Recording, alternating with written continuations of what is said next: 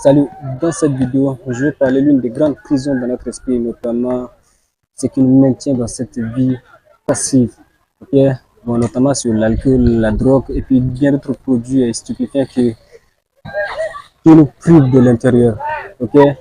Donc peut-être que tu en as marre de tout laisser, tu en as marre de tout laisser, mais tu as cette chose qui te tire vers le bas. Mais laisse-moi te dire un truc, que le fait de rester là dans cette vie, et pour sortir de là, ça devient, tu te confrontes à tellement de difficultés. Ok? Disons que peut-être disons que pour l'alcool, tu étais là, tu ne savais pas qu'avant, tu ne sais pas quand est-ce qu'on est contre rentrer dans cette merde, mais pour sortir de là, il y a toutes les portes qui sont bloquées.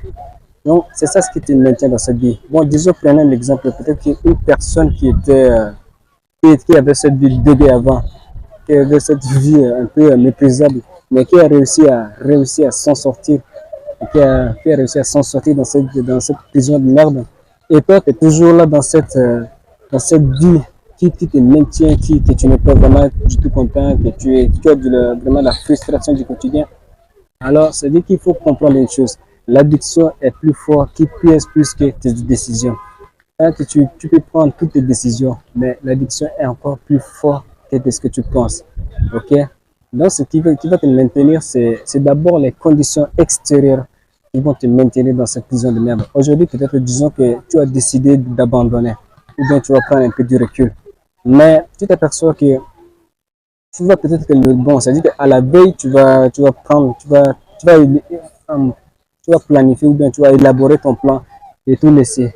Mais le lendemain matin, tu vas recevoir encore des appels, peut-être que ouais, et je suis avec le plus chaud de la planète. Et puis, cette voix qui va te passer à la tête, là, tu te confrontes à deux situations. Là, cette voix facile qui va te dire, ok, donc qu'est-ce que tu vas faire?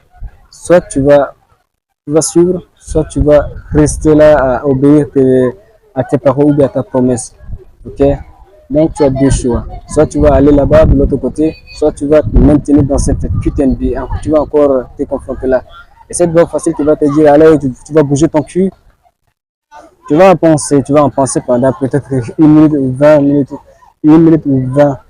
Et tu risques encore de dire, ok, d'accord, d'accord.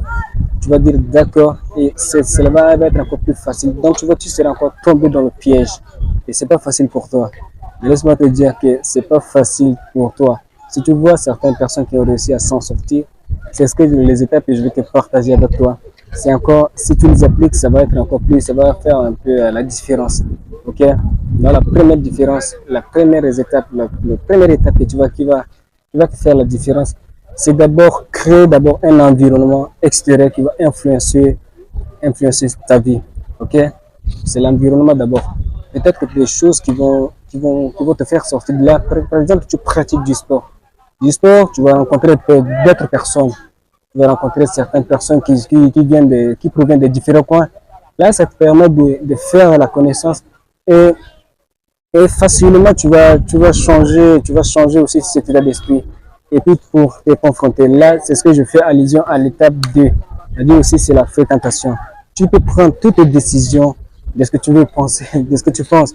Mais tant que tu continues à fréquenter la personne tu fréquentes toujours ton entourage, tes vieilles personnes ou bien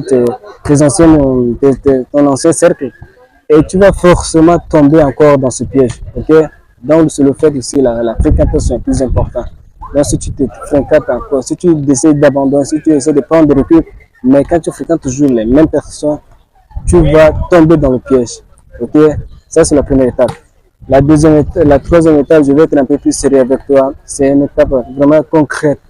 C'est l'ambition. C'est avoir d'ambition. Parce que avoir l'ambition, le fait d'être complètement animé par quelque chose. Ok?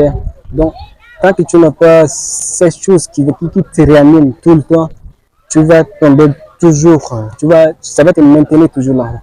Là, je vais te prendre un exemple. Bon, disons, prenons l'exemple de Sadio Mané, soit de Nanga Casimir ou de Mandoué.